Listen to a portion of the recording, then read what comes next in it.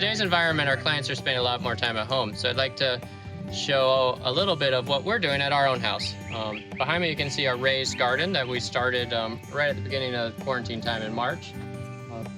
Starting to bear some vegetables. You guys want to help pick some? So we got some, can you tell us what you're picking? Pink-eyed peas. What are they called? Pink-eyed peas. Pink-eyed peas. Does anybody like to eat them? No. No. So you gotta show the camera, guys. All right, so far we've grown a lot of food that the kids don't like to eat, but mommy and daddy like to eat it. So we got some sunflower, some okra in the back. We went through cucumbers and some squash, and had a couple pumpkins by accident too. So, but what does every garden need? It needs pollinators, and so we recently completed the other side of our yard and just invited a few hives to live with us.